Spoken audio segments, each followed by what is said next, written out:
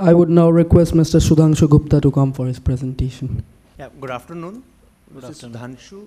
I am a digital leader for power sector in Ernst & Young, India.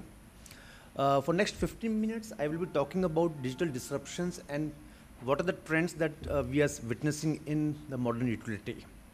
But before I proceed, let me clear the myth, because I keep talking to policymakers, utilities. I think there are different definitions of digital.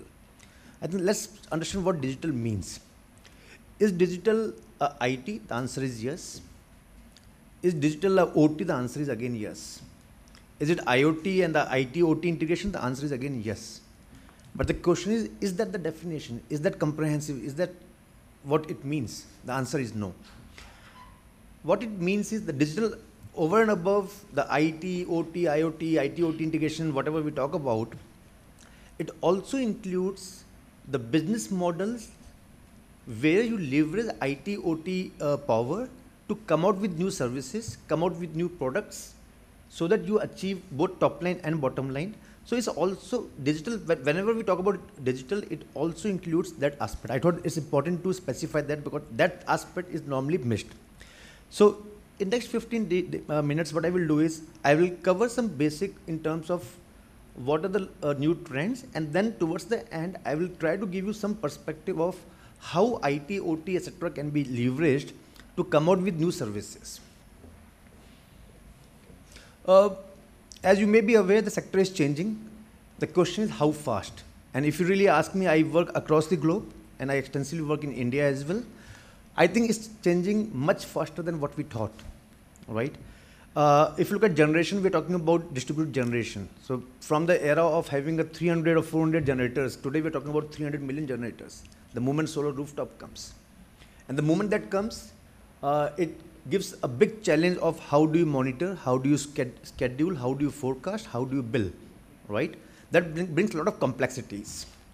If you look at transmission distribution network, some of my friends spoke earlier about this. We're talking about smart grids, we're talking about smart metering, and then again, host a lot of use cases. Again, retail, as in when it comes, we're talking about content and wire separation. As in when it comes, it will be a very different dynamics. And the moment that happens, believe me, it cannot be done manually. It cannot be done alone by IT.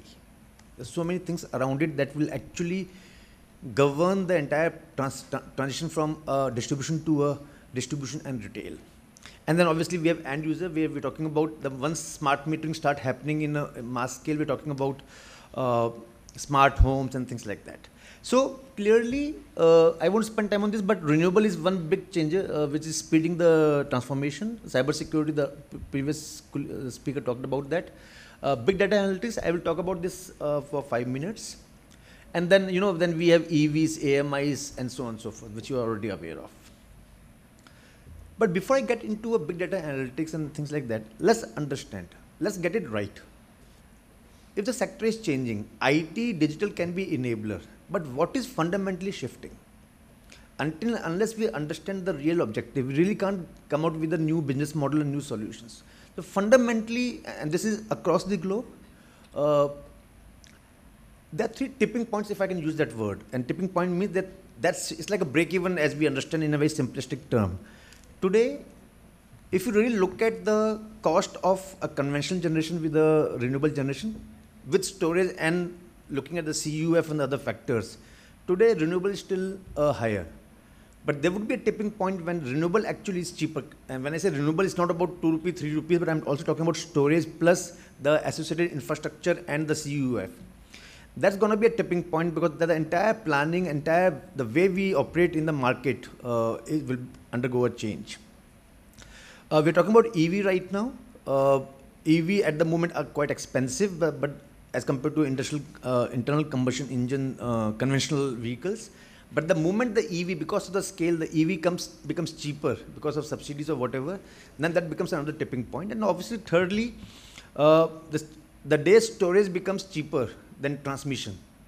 Today we are transmitting because the storage is expensive, but the moment it reverses, it again comes out with a new paradigms. And those are 3 fundamental tipping points on which I believe that it will really expect utilities to re-innovate, to rethink some of the things that they are not and to do certain things that we can't imagine today, right? And we have seen that in the other sectors. Very quickly, there's certain digital trends. There are some of the things which are talk of the town. There are certain things which are actually implementable. They have a clear business case to be implemented. I won't go into detail. I am assuming that it will be hosted on the website, but just to give you a top line, we are talking about predictive analytics. The Sudhir from Fluent talked about that. We're talking about mobile and location-aware technology. We're talking about IT/OT convergence. Fundamentally what we're trying to say is, if there's a utility and they have applications in silos and they have a bigger game plan to see how digital can be enabler for their new business, what we are essentially talking about are three fundamentals: the convergence, the collaboration, and integration. And the moment you put those three definitions in whatever you have in the utility, you will not have all the green tick marks. You will have many red flags. So say, for example, ERP is implemented. The utility has spent hell of a money on implementing ERP. They spent a hell of a money on talking about certain other things like CRM or enterprise asset management. But are they talking to each other? Answer is no. That's what we mean by convergence. So you need to take a step back and see what is that I want to do. And then, what I'm trying to say is, let the technologies, the IT/OT technologies, not be the driving force. The driving force is only business objectives. These technologies are only enablers. Then we're talking about communication technology, big data analytics. I will talk about this. We're talking about in-memory computing. There are certain technologies and products which have already shifted to in-memory computing. Some of them are still thinking, and some of them may not be going through in-memory computing. We're talking about movement to cloud computing. We're talking about movement to cloud and how do we leverage the METI empaneled cloud service providers. It has a lot of benefits, both in terms of shifting from CapEx to OpEx, but also about scalability, homogeneity, and so on and so forth. We're talking about sensor technology, maybe a slightly early stages, but eventually that has to come when we're talking about IT/OT integration. And then we are saying how do we integrate that with something that's already implemented in terms of smart city, in terms of other initiatives. Okay. Now what I will do, I will give you two use cases. I will try to explain the concept by giving you two use cases. There can be at least 30 to 40 use cases, but I will focus on two use cases right now. And then towards the end, I will talk about the business model. The first use case is, how do I leverage big data analytics? Now that's, everybody's talking about it, but the question is, what's the objective that I'm going to meet? The business objectives. So if we take a use case of enterprise asset management, number one, fundamentally, we need to create data. We need to create asset register. So all the digital initiatives depend on the maturity of IT/OT adoption in the utility, right? If they're fairly matured, I would reasonably assume that they would have a fixed asset registers in any platform, any company, but they would have a FAR. If you don't have it, that's the starting point. Because if you need to do a holistic enterprise asset management, and I'm not talking about APM, which is asset performance management. I'm at the moment talking about enterprise asset management. That becomes my starting point. Then garbage in, garbage out is a mantra for big data analytics. So how do I get the data? What equipments or sensors or devices that I put in the field? So if we're talking about transformer, what should I put? Temperature, pressure, and temperature, humidity, and so on and so forth. So the second part is, what data do I need and how do I get the data? And when I get the data, how do I ensure that it's continuous? There are no voids in between for communication issues or whatever issues, and is authentic. Because I won't say that Indian utilities are 100% automated. So there's still many interventions which are done manually at the field level. So how do I get the digitized data and that too accurate data? And once I have the inventory of my assets, once I have a near real-time data collection, now the power of big data analytics is now how do we exploit this? And that's where the entire journey of machine learning based predictive excuse me. That's where the entire journey of machine learning based algorithms come, where it can do predictive, it can do prescriptive, and so on and so forth. And then the journey doesn't stop there. It's still a start, because you are still not meeting the objective. The objective is that if I am the operation guy, operation head of the utility, my objective is that if there is a breakdown, I have 3 questions to answer. Should I replace the equipment, say for example transformer? Should I replace it? Should I refurbish it? Or should I repair it? That's the business, that's the exam question to a O&M guy. So if that be the exam question, then machine learning based algorithms gives you a push. It at least take you to an answer. But then you need to integrate that with the ERP. So say for example, it's a replacement, right? The automation has to be there to say that issue a work order basis, rate contract and the logics that you have defined. So this is how we automate a particular part where I take a decision on 3 hours. And that's where these machine learning based algorithms can really tell you, because they can tell you ahead of time in terms of what's going to happen.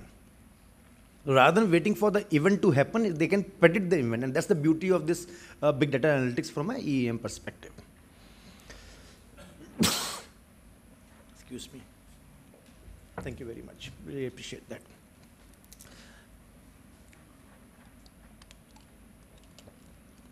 Now, if we were to look at another use case, now what we all know is that renewables are coming, and whatever renewable has come is still a long way to go. We have a very ambitious targets. Now, what does that mean to a utility operator? It means there will be variability. Renewables, as we all know, are variable. When the sun is shining, they are producing. When the wind is flowing, they are producing. Otherwise, they are not. So there is a pressure on the asset utilization, where it can't be utilized full time. That's one challenge. Number 2 challenge is, how do you control the entire ecosystem of demand forecasting, supply forecasting in terms of the weather, the billing and scheduling and so on. So we're talking about REMC concept. So the point is, even if we are able to implement that, and how do we implement? We get the data through PMUs and so on and so forth. The big question, the exam question is, now that I have the data, what is the business objective that I'm trying to arrive at? What are the answers I'm looking from a business perspective? And I'm again and again using this phrase because the way I look at digital is an enabler. It's a business objective that has to be met. It's not that I have to implement ERP. No, that's the old way of thinking. Earlier, I remember, and I have been selling those things that, why don't we put ERP? Now the conversation is totally changing. So it's around business objectives. So what we are saying is that now when you have a variability, you have a variance in terms of the supply, whether it's a solar or a wind and so on, biomass and so on and so forth. So and you are getting data, what is that you can achieve? And that's the example that I have tried to give here. You can actually do a PMU data analytics for the grid resilience, right? We have seen, well, that time it was not renewable. I think in 2016, we saw a northern grid failure, right? So we really need to see how do I create a data lake and come out with those use cases to predict those things. Then we can talk about leverage the CRRs, the congestion revenue rights. I think these are early days for India, but at least it's very happy. It's a big thing in in other countries.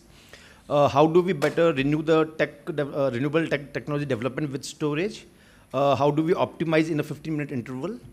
And how do we create or do or sense imbalance that's likely to happen based on the forecast and so on and so forth. So forecast both on the supply side and also on the load side. Okay. Now, Sudhanshu, request if we can conclude in next 1 minute? 2 minutes. 1 minute. Okay. Good. So the last part of my last slide of my I started with talking about the business models to give you a quick perspective that I as a utility today I am used to give only electricity as a product. But in that process, what I have is I as a utility have I'm talking about distribution. I have access to 2 crore customers, depending on the state size of the utility. And I'm getting data, whether through a smart meter data or through a 30-day meter reading. Now, how do I leverage that data to come out with new products? And that's called value-added services. And we have seen that very beautifully over a period of time in telecom sector. We started with the incoming being to be paid, and now we have so many products from those telecom companies, and that's what I'm talking about. They really leverage the power of analytics to come out with those services, because the new products and services has to have a demand, it has to have a price, it has to have a particular maturity in terms of technology adoption. assets, I will give you example of asset. One of the utilities, they had an optical fiber throughout the city. They thought about, why can't I sell those optical fiber bandwidth to a coffee cafe day or likes of them who, so that the consumers can, their customers can get the free Wi-Fi and so on and so forth. So there are so many things happening. Utilities are thinking about that how do I leverage power of data analytics to come out with new services, new business models. Then we're talking about AMC insurance, because electricity utility is, the consumption is at the appliances. Can I, as a utility, give maintenance services? Can I give insurance services? Can I give them financial services to buy those ACs or things like that? So I won't go through all that. And believe me, this is happening globally. This has started happening in India. I don't want to highlight those 2-3 names, but I know that those. So 2-3 utilities are actually working on that. Okay. So the whole idea is to either increase the cost or reduce the increase the revenues, or reduce the cost, or at least increase the customer satisfaction by offering a wider role of wider portfolio of products and services. Thank you very much. Happy to take questions. One question, if somebody would like to ask.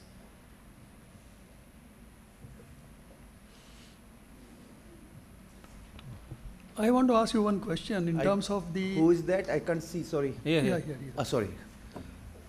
With respect to asset health monitoring, the kind of data that we are trying to get in has a varied time series data. Yes. There are some operational logs where you get SCADA data, DMS data, in terms of unbalance in loading or total peak power that it is delivering and all that. But there is a lot of discrete data which doesn't come on a daily basis. Yes. For example, oil test results, typically we do once in a year, once in 2 years. Or the DGA, the dissolved gas analysis. DGA also. For distribution transformers which we are talking, which are all typically less than 1,000 kVA transformers. Sure. I don't believe there is any utility which does DGA. Absolutely. Okay, it is only done when there is something suspected. Yes. Okay, now the basic here is the world data is required to be used to suspect something. Only then I'll go and do DGA. Yep. How do we interpret this data? What kind of algorithms we write? Absolutely. Good question. To create those use cases is the challenge here. Yeah. In what way this big data is going to help us if we can educate that? So I think it's a great question. Let me tell you, like everything comes with challenges. So when we say that the ambition is to solve a problem, that how do I define all those 3 R's? The answer lies that I will use machine learning. But to use machine learning, there are 2 or 3 steps. Number 1, you should have data. That means if you don't have the data sensing, measuring instruments or sensors in the field, you can't get data. That's point number 1. Number 2, even if you have that, you can't train the algorithm, because algorithms need seasonal behavior for them to be intelligent enough to predict, right? So we say that, say for example, on 1st of January 2019, they start getting all the data from the field, all the required data, whether it's OT data or whatever data. But then the question is, I will need at least 1 year to understand the seasonal variation. So journey is tough. So it's not that I decide today that I want to deploy machine learning algorithms. It can't happen that way. It's at least a 1.5 year to 2 year journey. Then the question comes, so say for example, if we do, for a power transformer, if we want to do this concept, we need 26 parameters, including DGA, right? The dissolved gas analysis. And I'm just picking from the question example that you picked. There are many data which is either manual or can be downloaded, but not on a real-time basis. Now, what do we do? So, they are capable, and when you pick up a technology on machine learning, you have to pick a technology which gives you library for those things, so that you can fill the void. So it's a detailed subject. It's not easy, but the power of AI is that wherever we have shown that tool, we have our own tool. We have actually seen a wow factor.